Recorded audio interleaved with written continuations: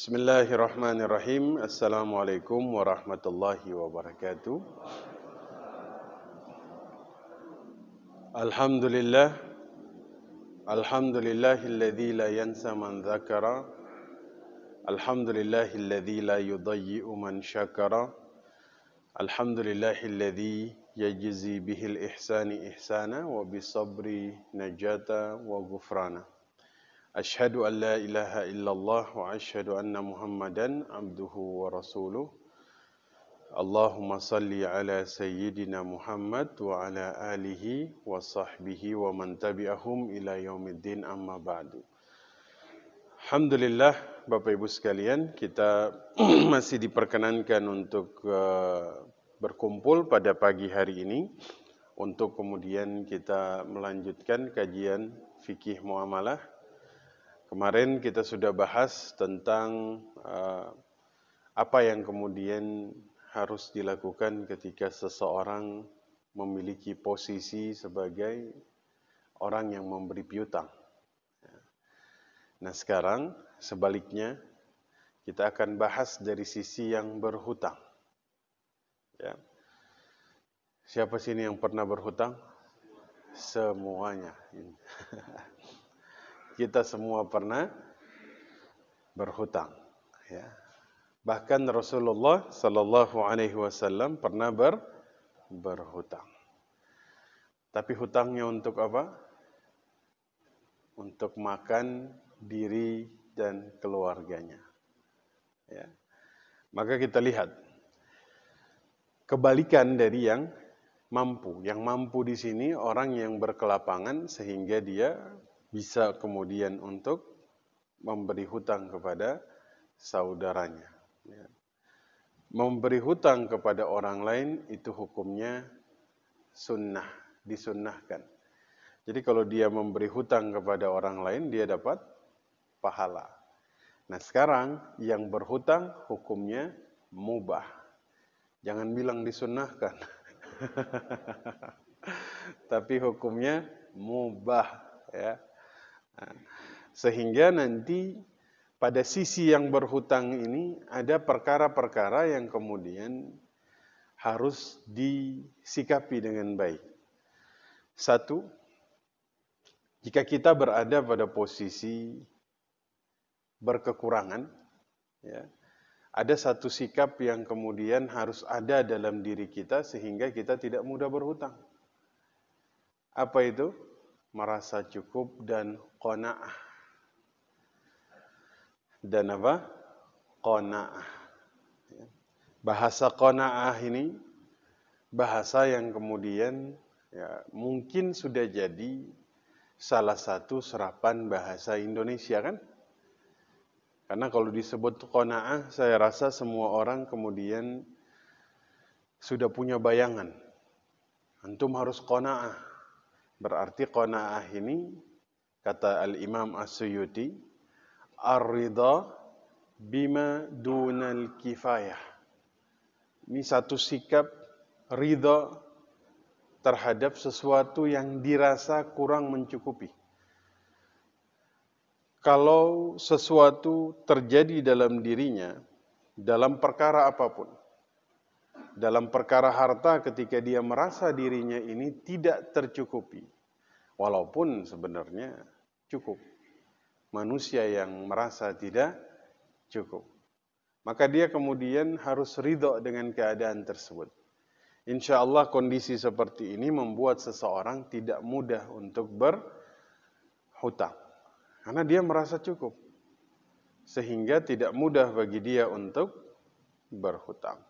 Selanjutnya, jika kemudian kita ini memang harus berhutang untuk sesuatu yang sifatnya darurat, maka di dalam Islam kita itu harus menghargai orang yang berbuat baik kepada kita. Maksudnya orang yang memberi hutang.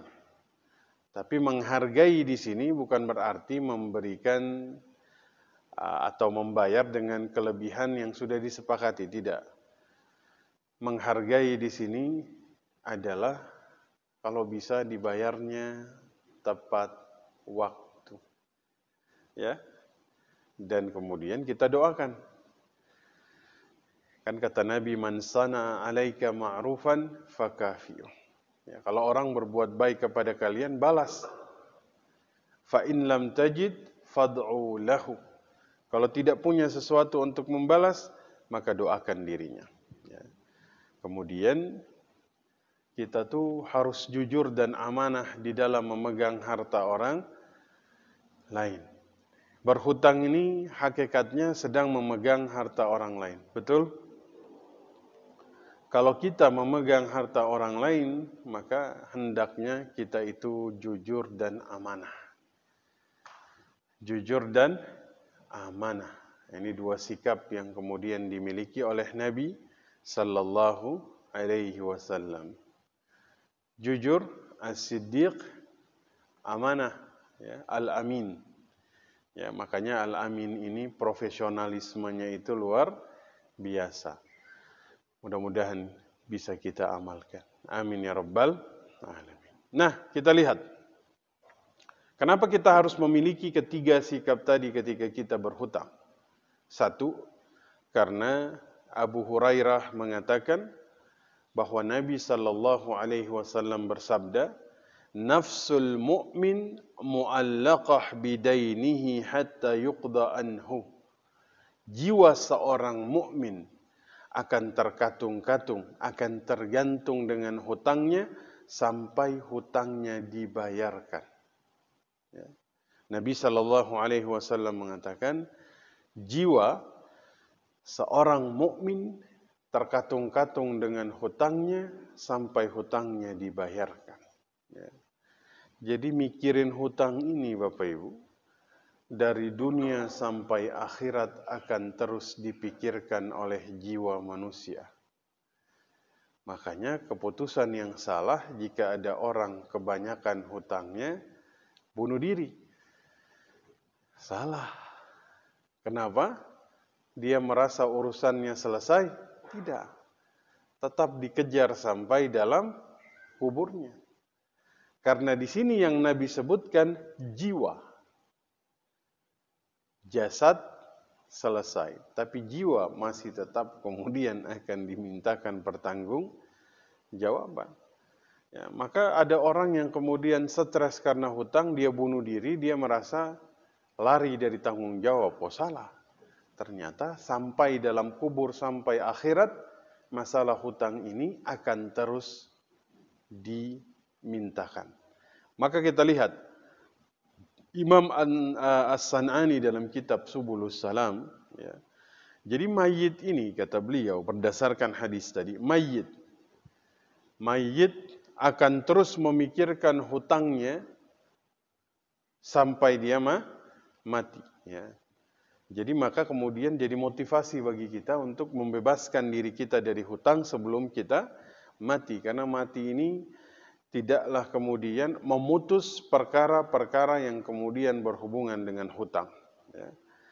Maka kita bisa bayangkan Bapak Ibu, hutang saja seperti ini. Ya. Kata beliau dalam kitab Subulus Salam, hutang ini kan ada kerelaan antara satu dengan yang lain, bukan? Yang memberi hutang kan dia rela uangnya dipegang oleh yang berhutang. Ada kerelaan seperti ini saja membuat mayit ini resah. Apalagi, saya ulangi, apalagi harta yang diambil tanpa kerelaan. Ini bahayanya lebih bahaya lagi. Ya, ini sangat berbahaya sekali Bapak Ibu. Mudah-mudahan Allah Subhanahu wa taala menghindarkan kita ya. Orang yang memegang harta orang lain dengan cara menipu, memeras, mencuri, nah ini lebih bahaya lagi. Lalu kira-kira kapan mayit bisa merasakan tenang di dalam kuburnya? Ternyata mayit yang masih punya tanggungan hutang, di dalam kuburnya itu resah, nggak tenang. Ya. Maka kemudian kita kadang-kadang semoga almarhum tenang di dalam kuburnya. Tenang kalau nggak punya hutang.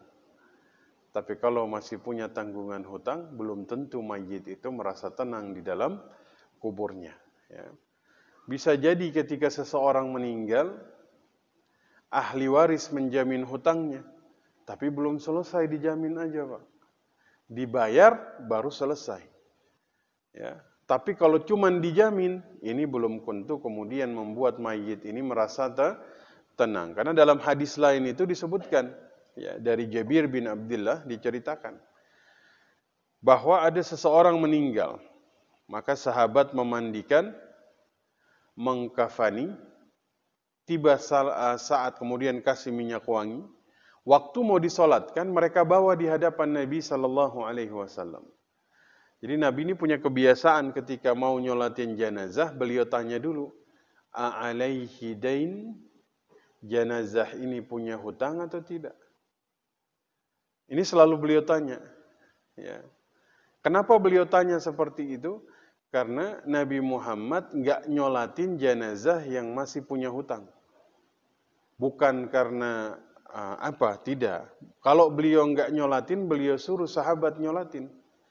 Kata para ulama, karena sholatnya Nabi itu syafaat. Kalau Nabi nyolatin jenazah tersebut, maka jenazah ini bebas dari tuntutan apapun di akhirat. Ya. Seakan-akan Nabi menafikan orang yang masih punya hak yang Allah perkenankan dia tuntut di akhirat. Begitu ya? Nah, jadi jangan diartikan, berarti jenazah yang masih punya hutang nggak boleh disolatin. Ya, itu berarti baca hadisnya nggak selesai. Ya. Yang lain boleh, silahkan. Oke? Nabi tanya, alaihi dain? Naam ya Rasul.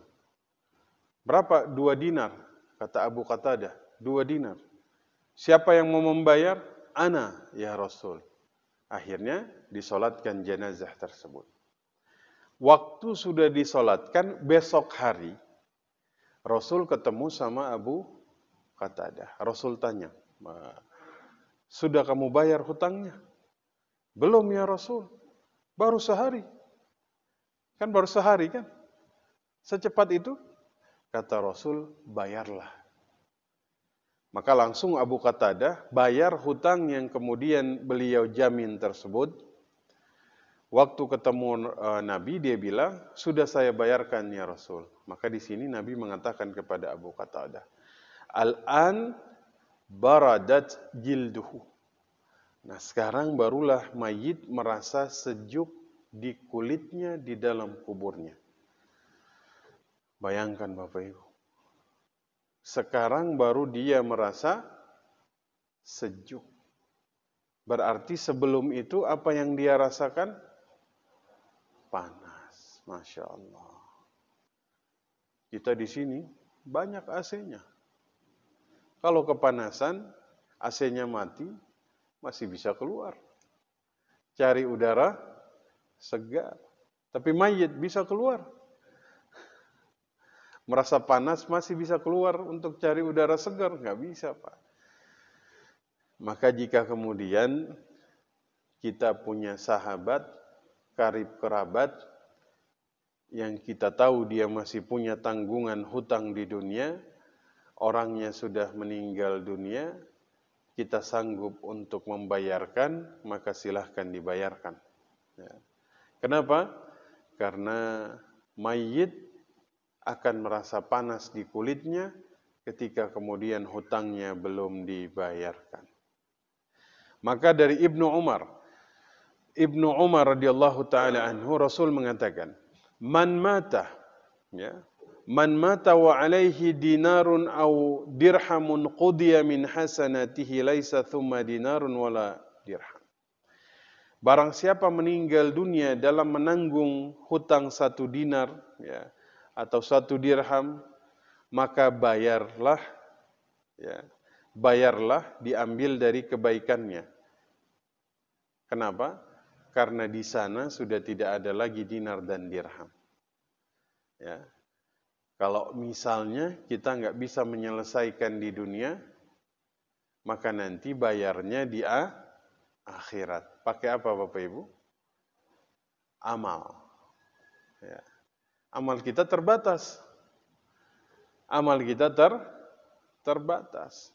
Ya, kita tidak seperti para tabi'in, ya, para sahabat, ya, yang mereka sholat tarawihnya saja, itu bacaan ayatnya dikatakan al-mi'un. Al-mi'un ini semua surat yang jumlah ayatnya itu di atas 100. Ya, di atas 100. Itu kan sholat tarawihnya sampai lewat tengah malam.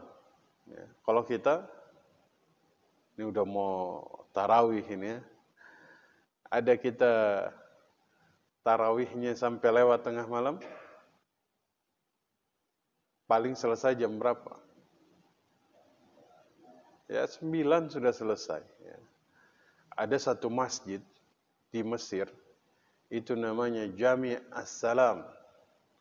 Letaknya di Hayyul Ashir, ya, itu tempat banyak mahasiswa Indonesia. Ada satu masjid namanya Jami' As-Salam. Ada seseorang dari Indonesia datang, dia bilang, ana mau sholat di masjid yang ada di persimpangan itu, namanya Jami' As-Salam. Oh silahkan. Jadi dia nggak tahu kalau di situ satu malam 2 juz. Berapa juz? 2 juz. Ya, kebetulan beliau di shaf paling depan. Sampai belakang itu penuh dan rapat. Ya, otomatis nggak bisa kemana. Pulang, sholat, sampai rumah jam sekitar 12:30, Pak. Sampai langsung tidur, subuhnya lewat, gak sahur lagi. Besoknya kita tanya, gimana semalam? Masya Allah. Nanti malam mau di sana lagi? Enggak. Ana sholat bersama ustadz-ustadz yang lain aja dulu lah, katanya. Karena memang mereka Masya Allah ya. Ala kulli hal, kita ini amalnya terbatas. Ya. Sehingga jika dipakai untuk membayar segala permasalahan yang gak selesai di dunia, ya habis Pak. Ya. Maka hindari berbuat kezaliman ya. Karena nanti akan ada hari di mana kita dimintakan pertanggungjawaban. Jadi jiwa seorang mukmin itu tergadaikan dengan hutangnya. Tergadaikan dengan hutangnya. Ya. Hutang yang kemudian belum dibayarkan dapat membuat mayit merasakan kondisi yang luar biasa di dalam kuburnya. Dari sini kita langsung kemudian berpandangan, oh kita ini harus berhati-hati sebelum berhutang. Ya. La takhifu anfusakum ba'da aminha. Jangan takut-takuti diri kalian, kata Nabi. Ya. Setelah kalian itu mendapatkan rasa aman. Ya. La takhifu anfusakum ba'da aminha. Ya. Jangan takut-takuti diri kalian setelah kalian mendapatkan rasa aman. Kita bingung, para sahabat juga bingung. Apa maksud dari perkataan Nabi? Qalu, wa madzaka ya Rasulullah? Apa itu? Perkara yang kemudian membuat kita itu merasa tidak aman. Kata Nabi, ad-dain, hutang. Ya. Kita ini semuanya dilahirkan dalam keadaan fitrah. Terlepas dari tanggungan apapun. Betul? Tidak ada orang lahir ke dunia punya tanggungan hutang. Ada yang lahir di dunia sudah punya hutang? Enggak ada. Ya. Kenapa?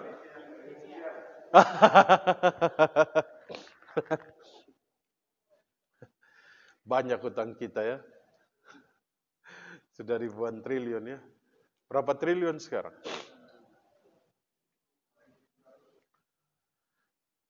Berapa Pak?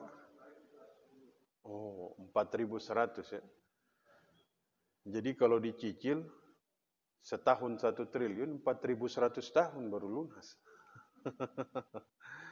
Jadi hakikatnya manusia itu dilahirkan dalam keadaan fitrah. Tidak ada tanggungan apapun. Allah kasih rasa aman kepada semua makhluk yang terlahir di dunia ini. Ya. Tanpa beban tanggung jawab apapun. Ya. Dengan adanya hutang, maka rasa aman yang menjadi fitrah manusia berubah menjadi rasa takut. Ya. Maka disinilah kemudian dia menanggung beban milik orang lain. Ya. Masya Allah. Jadi memang satu-satunya agama yang mengatur dengan spesifik tentang hutang ini Islam. Agama yang mengatur semua sendi kehidupan itu Islam. Ya. Tawaf kita diatur, masuk kamar mandi pun diatur, sampai hubungan campur suami istri juga diatur. Ini luar biasa. Maka Nabi Shallallahu Alaihi Wasallam ya, itu memiliki salah satu doa yang rutin beliau baca. Ya. Nanti kita akan bahas doa-doa yang diajarkan Nabi agar kemudian kita dimudahkan dalam membayar hutang.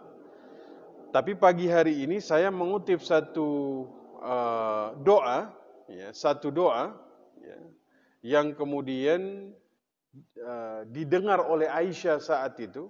Ya. Aisyah itu mendengar Nabi Shallallahu Alaihi Wasallam berdoa seperti ini. Boleh diikuti? Mudah-mudahan Allah mudahkan. Ya. Allah luaskan, Allah jauhkan kita, Allah mudahkan kita untuk membayar hutang-hutang semuanya. Amin ya rabbal alamin. Bismillahirrahmanirrahim. Allahumma inni a'udzubika minal ma'thami wal maghrami. Amin ya rabbal alamin. Ini Nabi berdoa dengan doa ini. Ya. Alhamdulillah. Kita berdoa di pagi hari, di tempat terbaik, bersama orang-orang yang terbaik. Allah mudahkan semuanya. Amin ya rabbal alamin. Artinya, ya Allah, aku berlindung kepadamu dari perbuatan dosa dan lilitan hutang. Aisyah nanya kepada Nabi tentang doa yang kemudian Aisyah dengar tadi ya. Jadi nanti itu memang kita banyak dengar riwayat hadis itu dari Aisyah. Karena Aisyah ketika menikah dengan Nabi usianya itu muda. Tapi baru berkumpul dengan Nabi ketika dia sudah baligh. Memang ada hikmah yang besar. Aisyah masih muda, ingatannya kuat. Sehingga ketika Nabi sudah meninggal, ada sesuatu, tanya Aisyah. Ya, maka Aisyah itu selalu kemudian menceritakan apa yang berkaitan dengan Nabi. Aisyah ditanya, Nabi mengatakan, Inna rajula idza gharama haddatha fakadzaba wa adafa aklafa. Ya, Masya Allah. Karena orang tuh kalau terlilit hutang, Aisyah, jika dia bicara, dia berdusta. Jika dia berjanji, dia ingkar. Maka terlilit hutang ini menyebabkan orang sampai pada tahap dia berbicara, dia berdusta, dia berjanji, dia ingkar. Ya, maka doa ini insya Allah adalah salah satu doa yang kemudian Allah mudahkan kita untuk menghadapi masalah dunia akhirat ini. Karena hutang ini masalah dan jadi sumber masalah di dunia dan di akhirat. Ya. Di dunia saja jadi masalah ya. Dikejar-kejar sama yang menagih. Ya. Mudah-mudahan yang menagih ini ngaji ya. Sehingga dia tahu adab-adab di dalam menagih hutang ya. Baru tadi pagi ya, sekitar jam 3:30 ya. Saya pas pagi tadi sebelum berangkat baca berita kan, ada pembunuhan terjadi lagi gara-gara hutang. Gara-gara yang nagih ini menagih di depan umum, yang ditagih merasa tersinggung, akhirnya dia ambil golok, yang nagihnya di apa tuh kalau ditebas. Nah, itu dia. Meninggal, ya? Masya Allah. Jadi itulah jadi hutang ini boleh. Hutang ini boleh. Selama untuk hal-hal yang bersifat mubah dan darurat. Ya. Silahkan. Selama kita kemudian bisa membayar hutang tersebut, silahkan. Ya. Maka ada orang tuh yang berhutang dari awal memang niatnya nggak bayar. Ada. Ya.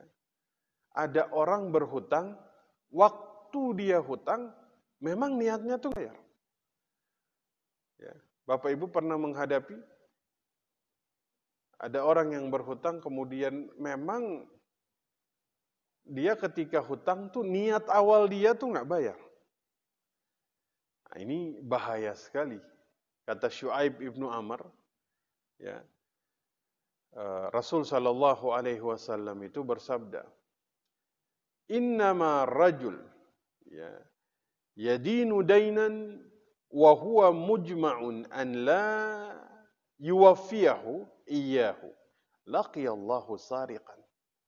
Apa kata Nabi?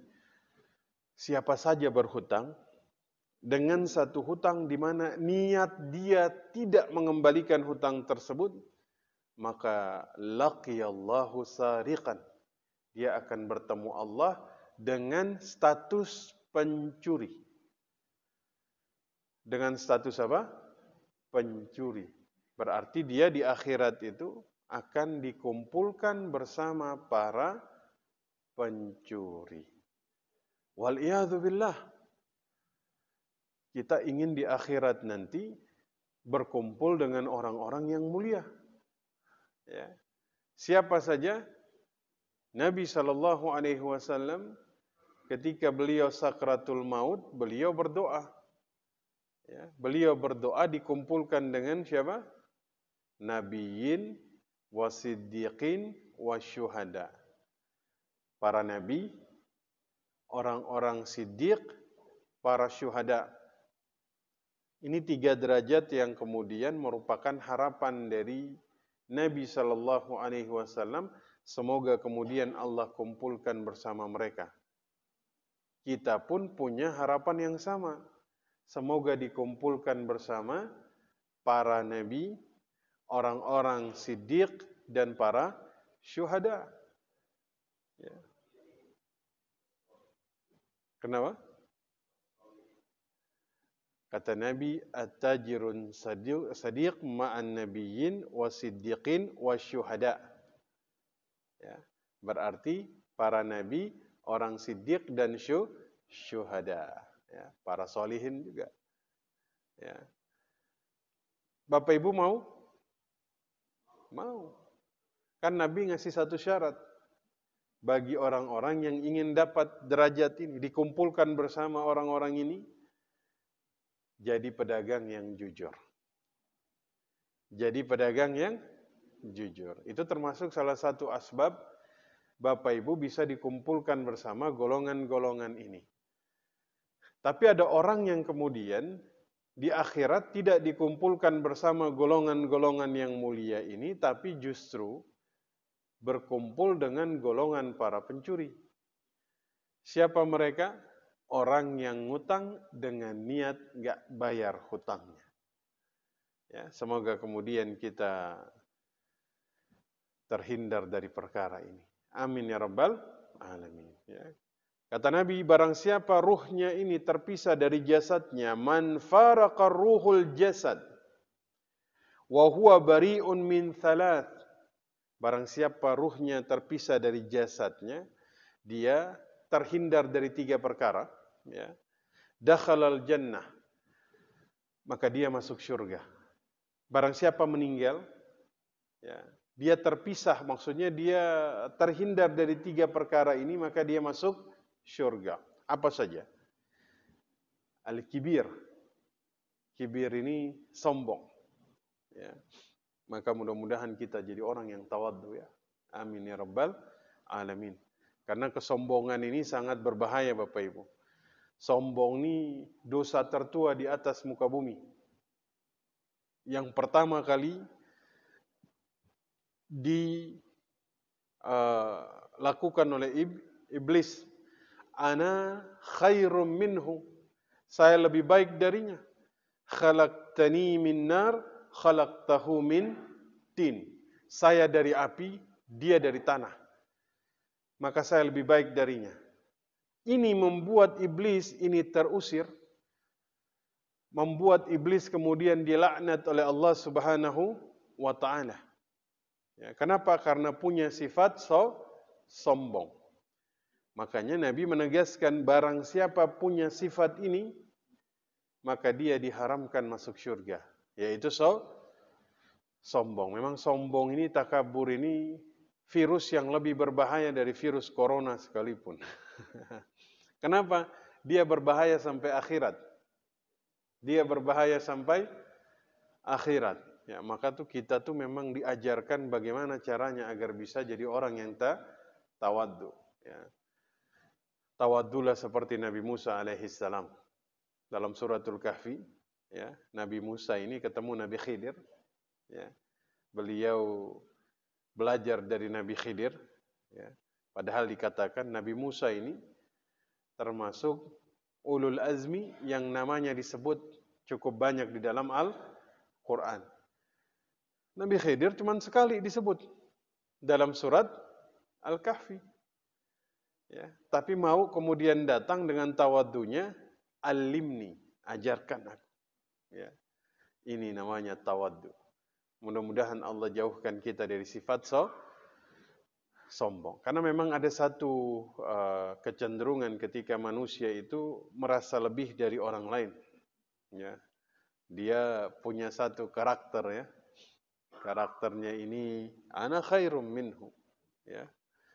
Makanya Nabi SAW ini terkenal sebagai orang yang paling tawaddu di antara manusia. Kalau lagi kumpul saja, lagi duduk begini, ya, dalam majelis, kaum musyrikin itu masuk ke dalam majelis, kemudian nanya, ayyukum Muhammad? Yang mana Muhammad? Gitu. Karena beliau melebur bersama sahabat. Itulah tawaddunya Nabi. Ya. Kalau berbicara dengan orang lain, selalu menurunkan frekuensinya, sehingga ketemu dengan frekuensi orang yang diajak ngobrol. Ada badui datang kepada Nabi, ya, waktu datang ngobrol sama Nabi, gemeteran. Takut. Kata Nabi, ibu saya seorang wanita Quraisy, wanita Arab, yang juga makan daging yang dikeringkan sebagaimana dirimu. Ini kan membuat nyaman lawan bicara, betul? Berarti mencari frekuensi yang sama. Ini yang terjadi. Kita ini kan suka kemudian meninggikan frekuensi, nggak mau mencari frekuensi yang sama dengan lawan bicara. Saya profesor. Saya nggak level kalau cuma ngobrol dengan orang yang nggak sekolah. Betul? Kadang-kadang begitu kan? Misalnya, ya kan? Kata orang, susah ngobrol sama si bapak ini, kenapa? Tinggi. Maksudnya frekuensinya nggak mau diturunkan. Iya kan? Misalnya, ya kan? Ada seseorang ahli nuklir. Dia ngobrol sama orang yang nggak pernah bahas nuklir. Dia bahas nuklir. Nyambung nggak? Selesai sudah. Nabi itu mencari frekuensi yang sama untuk membuat nyaman lawan bicara. Subhanallah. Ya, maka kesombongan itu cara melawannya dengan cara-cara seperti itu. Ya, semoga kemudian kita bisa mengamalkan. Amin ya rabbal alamin. Naam. Ya. Kalau dia bebas dari sombong, kata Nabi, masuk surga. Kedua apa? Kalau kemudian dia terbebas dari hutang, dia masuk surga. Ketiga, dia terbebas dari korupsi, dia masuk syurga. Mudah-mudahan Allah ampuni 3 perkara ini. Ya, kita masih bisa bertaubat darinya. Sombong, utang, korupsi. Ya. Ini bagi orang yang meninggal dalam keadaan dia belum bertaubat dari, kalau 2, sombong, dia bisa bertaubat kepada Allah. Ya. Korupsi dan hutang, ini 2 hal yang kemudian harus diselesaikan, karena ini berkaitan dengan harta individu dan harta orang banyak. Ya, saya mendoakan semoga kita meninggal dalam keadaan terbebas dari 3 hal tadi. Amin ya rabbal alamin. Ya. Hutang itu menghalangi orang masuk surga, Bapak Ibu. Menghalangi.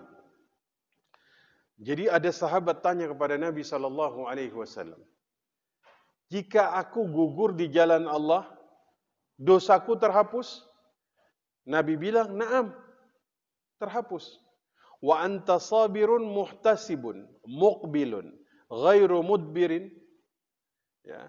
Benar, selama kamu sabar, menaruh harapan besar akan dapat pahala. Ya, di sini kan karena dia tanya, kalau saya gugur di medan perang, kamu maju tidak mundur, illa dain, kecuali hutang. Kesyahidan seseorang bisa dibatalkan karena dia punya hutang. Apa kata Nabi SAW? Fa inna Jibril alaihi salam qala li dzalika.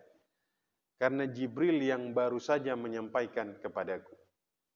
Berarti hal ini langsung disampaikan oleh siapa? Jibril. Ya, orang mati syahid. Orang mati syahid ini kan dapat jaminan semua dosanya diampuni oleh Allah Subhanahu wa taala, kecuali ada hak orang lain yang belum kemudian dia selesaikan. Ya. Artinya apa? Ya. Jihad ini ya, tidak bisa menjadi kafarah terhadap hak sesama manusia. Mungkin bisa menjadi kafarah, bisa penghapus dosa-dosa yang lain. Tapi dosa yang berkaitan dengan hak sesama manusia itu tidak bisa dihapuskan. Maka yang luar biasa ya, baik hutang ataupun hal ihwal yang lain, Bapak Ibu. Ya. Makanya kita tuh sebelum kemudian seseorang meninggal, kalau punya salah sama orang minta maaf. Ya. Kalau punya hutang nggak sanggup bayar, kita minta keikhlasannya, ya, agar kemudian dihapuskan.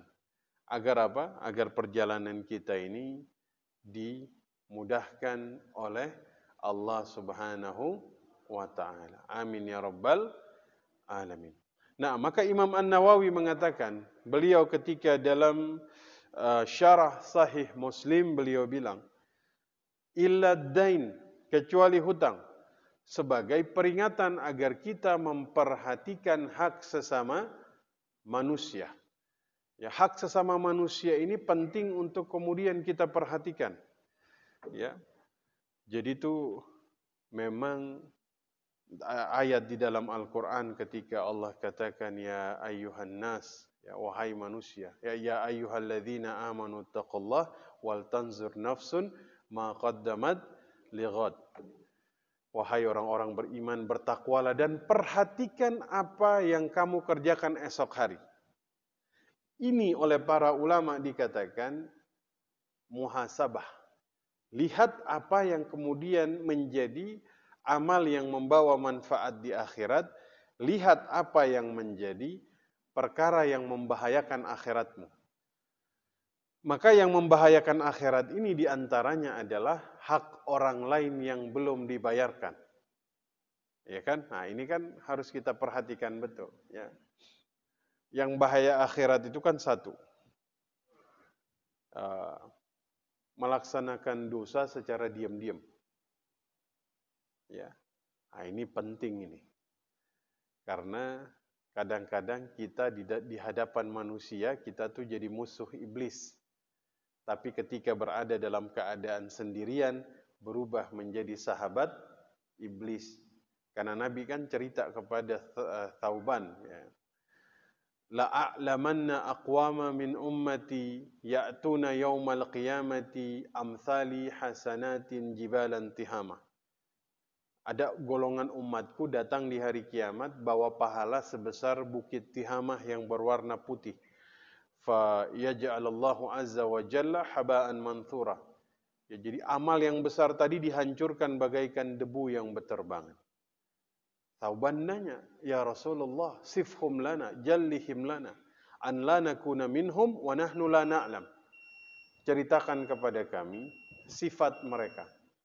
Ceritakan kepada kami apa yang membuat mereka dihancurkan amalannya, padahal bawa amalan sebesar bukit Tihamah berwarna putih. Kata Nabi, ama innahum min jildatikum, ikhwanukum min jildatikum. Mereka itu saudara-saudara kalian, dari kulit-kulit kalian. Akan tetap, mereka mendatangi malam seperti kalian mendatangi malam. Maksudnya ibadah malamnya sama dengan kalian. Akan tetapi mereka orang-orang yang jika berada dalam keadaan sendiri, mereka melanggar perintah Allah. Maka ujian yang paling berat Bapak Ibu. Kalau ujian datang, kita lagi ramean seperti ini, insya Allah semuanya menghindari, betul? Tapi ujian yang hakiki, ketika Bapak Ibu dalam keadaan sendiri, begitu mudah melanggar perintah Allah, begitu maksiat ini terpampang di depan mata, ya, kesempatannya tuh seakan-akan terhampar begitu mudah. Nah, kalau bisa lulus ujian ini, maka balasannya surga. Ya, man khasyar rahmana bil ghaib. Ya, mudah-mudahan kita bisa mengamalkan. Amin ya rabbal alamin. Jadi jika ada hak hutang piutang yang belum selesai, ya, maka ini bisa kemudian menyebabkan seseorang itu terhalang masuk syurga. Ya, Rasul ketika nyampein hadis ini, besoknya ditanya, ya, karena ancamannya ini dirasa sangat berat pada saat itu. Maka beliau mengatakan, wallahi, ya ini kalau Nabi menyampaikan sesuatu dimulai dengan wallahi, bersumpah demi Allah, ya. Wallahi walladhi nafsi biyadih, demi Allah katanya, di mana jiwaku berada di tangannya. Lau rajulan qutila fi sabilillah, jika seseorang terbunuh di jalan Allah, thumma uhya, kemudian dihidupkan, thumma qutila, kemudian terbunuh lagi, thumma uhya, kemudian dihidupkan lagi, thumma qutila, kemudian terbunuh lagi, wa alaihi dain, sementara dia punya surga, dia punya hutang, ma dakhalal jannah, tidak akan masuk surga, hatta yuqda anhu dinuhu, ya, sampai kemudian dia membayar hutangnya tersebut. Ya, maka pagi hari ini Bapak Ibu kita niatkan kita membayar hutang-hutang kita. Karena barang siapa berniat untuk kemudian dia membayarkan hutangnya, akan dimudahkan oleh Allah Subhanahu wa ta'ala. Dan jika dia meninggal, maka Allah yang akan menjamin dirinya. Janganlah kemudian kita menjadi orang yang sengaja memang enggak mau bayar hutang, karena ini berbahaya sekali. Ya. Jangan kemudian kita menganggap remeh perkara ini. Hutang bukan hal yang sepele. Zaman sekarang banyak orang menganggap hutang ini sepele. Padahal hutang punya implikasi yang sangat besar sekali. Ya. Dalam riwayat Muhammad ibnu Jahsy, beliau cerita bahwa suatu ketika Rasulullah sallallahu alaihi wasallam ini mengangkat pandangannya ke atas, kemudian beliau bersabda, subhanallah, ya, madza nazala minat tasydid, ya, sungguh berat ancaman yang kemudian diturunkan. Ya, jadi memang ancaman-ancaman tadi, ya, menurut para ulama itu dikhususkan bagi orang yang berhutang dengan niat enggak bayar, dengan niat tidak bayar. Ya, jadi dia punya hutang tapi enggak ada niat untuk melunasi. Ya. Insya Allah kita semua yang hadir pada pagi hari ini termasuk orang-orang yang berhutang dengan niat melunasi. Amin amin ya rabbal alamin. Saya kira kita cukupkan sampai di situ. Nanti kita lanjut lagi pertemuan yang berikut. Jadi kita tuh ada sekitar 4 sampai 5 tentang hutang piutang. Silahkan Bapak Ibu. kita sudah selesai mengkaji. Ya.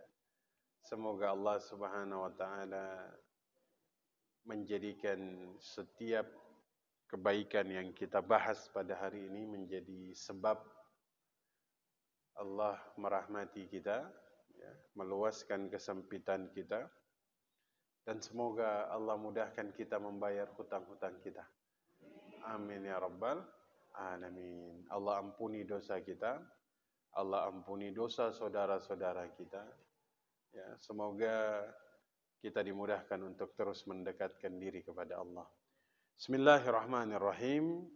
Bismillahi masyaallah la yasuqul khair illallah. Bismillahirrahmanirrahim. Bismillahi masyaallah ma kana min ni'matin faminallah. Bismillahirrahmanirrahim. Bismillahi masyaallah. Wala haula wala quwwata illa billahil aliyyil azim. Allahumma inna nas'aluka fi'lal khairati wal tarkal munkarat. Allahumma ghafir li wa liwalidayya warhamhuma kama rabbayani saghira. Allahumma ghafir lil muslimina wal muslimat wal mu'minina wal mu'minat al ahya'i minhum wal amwat. Allahumma inna nas'aluka ilman nafi'an wa a'malan salihan wa khairan kathiran wa syarran ba'idan birahmatika ya arhamar rahimin. Allahumma ahyina bil iman wa amitna bil iman fala tukhrijna min hadhihi dunya illa ma'a syahadatil iman. Rabbana atina fid dunya hasanah wa fil akhirati hasanah wa qina adzaban nar. Wa sallallahu ala sayyidina Muhammad wa ala alihi wa sahbihi wa man tabi'ahum ila yaumiddin. Amin amin amin ya rabbal alamin. Subhanaka Allahumma wa bihamdika asyhadu an la ilaha illa anta astaghfiruka wa atubu ilaik. Assalamualaikum warahmatullahi wabarakatuh.